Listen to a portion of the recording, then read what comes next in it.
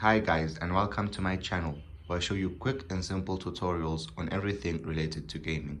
So you just bought a PlayStation 4 and the previous user's account is still on the PlayStation. Well, don't worry, because I'm about to show you how to factory reset a PS4, and this works for any model. So from the home screen, we're gonna go to settings.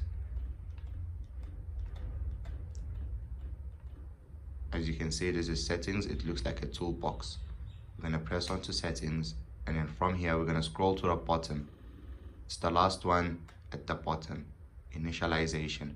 We're gonna tap on it, and then from here we're gonna go to initialize PS4. We tap on it, and then you have a quick option and you have a full option. So usually what you really want to go for is the full option, because this will completely delete everything on the PlayStation.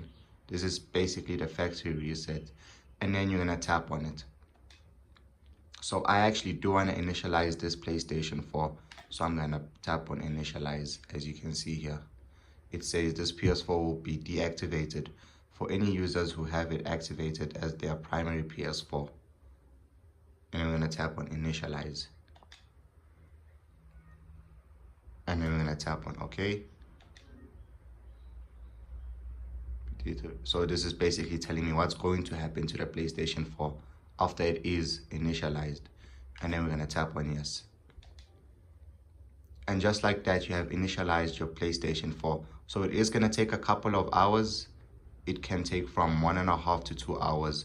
So during this process, you do not want to turn off the PlayStation 4, and you do not want to remove the power cable. You have to keep it connected, otherwise you might damage the hard drive. And that's it. And that is how you initialize the PS4. I hope you guys enjoyed this video.